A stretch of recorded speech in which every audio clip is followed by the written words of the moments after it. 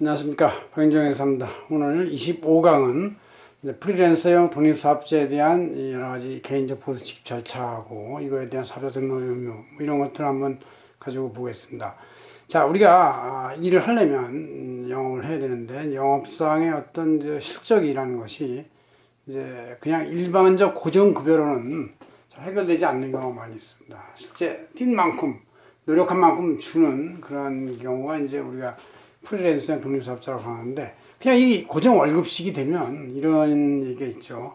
더울 때는 시원한 은행에 가서 쉬고, 추울 땐 이제 지하철역 가서 이제 쉬는 이런 경우가 발생할 수가 있으니까, 이런 경우가 이제 매너리즘에 빠지는 것이지. 이런 매너리즘을 없애기 위해서 사람들한테 활력을 불어넣기 위해서 이제 이렇게 독립된 자기 실적에 대해서 전액을 지급하는 방식으로 취하는데, 그럴 때 이제 우리가 이 총액을 이제 근로소득자로 잡으면 40~50%의 세금, 공과금이 나가니까 뛰는 거에 대한 효과가 과연 잘 안 나타날 것 같아요. 그래서 이거를 다른 방식, 그래서 회사 지급하는 사람도 좋고 받는 사람도 좋은 윈윈 방식이 무엇이냐, 뭐 이런 것을 생각해 보니까 이런 이제 프리랜서 독립사, 선입사의 어떤 실적에 대한 보수의 지급 방법이 생각이 난 것이죠. 그래서 세법에도 규정이 되어 있습니다. 그래서 이분들은 어떤 한 회사만 종속되는 게 아니라 2잡, 트리플잡, 3잡까지 뛸 수가 있습니다. 그죠?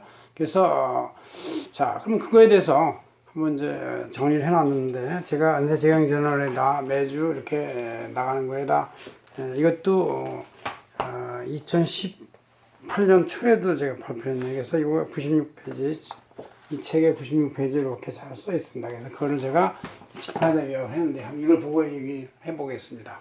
자, 이 프리랜서형 사업자들은 자기 스스로가 고정 월급으로 받을 수도 있어요. 그럼 그것은 40~50% 연봉에 대한 세금이 올라갈수록 나가니까 그건 이제 정말 안 받는 것보단 낫지만 받아서도 반이 없어진다면 잘 흥미가 안 날 겁니다. 그래서 차라리 지하철에 가서 쉬고 싶을 거예요. 지하철 가서. 그래서 이제 그렇지 않고 다 준다. 어떻게 개인주행권을 준다 이것이죠. 그래서 별도 사업자 등록을 낼 수도 있지만 개인주행권으로 줄 때는 각 소득자별로 총액을 지급하되, 총액에 대해서 프리랜서형의 경우는 총액을 3.3% 뺀 96.7%를 주면 자기가 종합소득 신고를 하는 것이죠.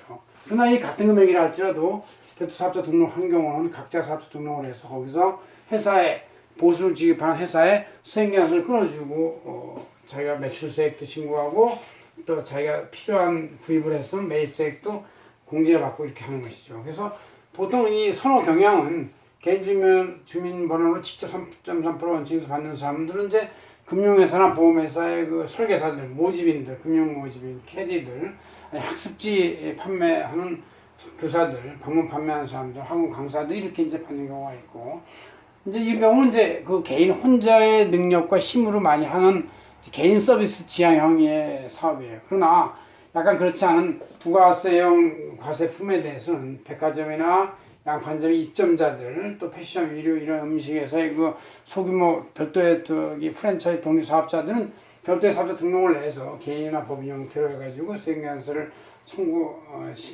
송고하는 것이죠. 이 개인과 법인의 사업자 등록에 대해서는 전 시간에 우리가 한번 배웠습니다. 자, 이럴 때 이들의 기장 의무가 두 가지가 있는데, 하나는 간편장부 기장 의무가 있고, 아니면 이제 복식부기 의무가 있어요. 간편장부하고 복식부기. 간편장부는 이제 금액이 좀 작습니다. 또 도소매업이나 농업엔 3억 원 이하연, 제조음식 숙박업은 1억 이하, 서비스업이나 부동산 임대는 7,500만 원 이하의 경우는 간편장부로 했는데, 간편장부라는 것은 이제 회계 처리를 개정법 원장을 하지 않고 매출명세서, 매입명세서, 지출명세서, 뭐 고전장부서 명세 이런 식으로 이제 하면 되는 것이 간편장부. 그 이상 이거보다 큰 사업자들은 이걸 이제 개정법 원장을 만들어야 되고 차변 대변 왼쪽 오른쪽에 다 거래 처리 집어넣어 가지고 해야 된다. 그래서 보통은 회계사나 세무사한테 이제 이 기장 서비스를 맡기고 있어요. 물론 본인이 할 수도 있지만 시간이 많이 걸리기도 하고, 또 때때로 얼마 안 되는 돈을 아끼려다가 더 큰 영업을 놓칠 수도 있기 때문에 이들한테 맡기기도 한다.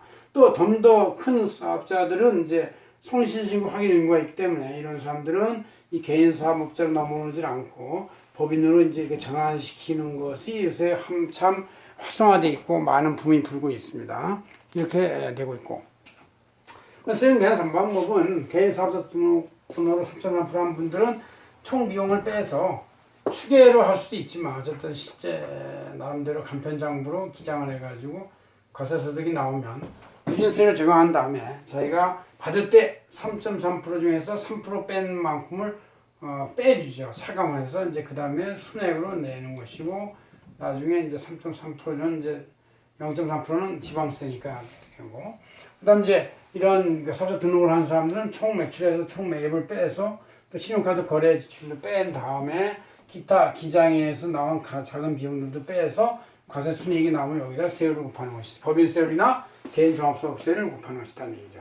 이럴 때 이런 사람들의 적격 증빙으로서는 이제 각종 세금계산서가 있는데 사업자 등록을 하는 사람이 아니기 때문에 매입세액의 10%의 세액공제는 인정이 안 되고 그 총 금액 110%의 금액이 다 원가로 반영이 된다 그런 얘기죠. 그러나 사업자 등록을 한 사람들은 매입의 10%가 매입세 공제가 되니까 부가신고등 의무도 있고 부가세 말고 다른 거에 대한 전체 의무, 적격 증빙, 이런 투명 증빙 이런 거에 대한 증빙이 다 구비가 돼야 된다 그런 얘기죠. 그래서 이렇게 해서 두 가지가 바로 이 프리랜서형 사업자들의 과세 방법론이다. 둘 다가 뭐 실제 제대로 따졌다면은 큰 소득 차이가 나오지는 않을 겁니다. 그러나 규모가 클 때는 별도 사업자 등록하는 쪽이고 규모가 작은 개인적 서비스, 인적 서비스다 할 때는 이렇게 주민등록번호로 3.3%를 징수하고 받는 것이 뭐 그냥 간편하고 현명한 방법이라고 생각합니다. 이렇게 해서 여러분들이 과세 의무를 이행해 주시면 이것이 이제 완결되는 것이죠. 고맙습니다. 박인정 회사였습니다.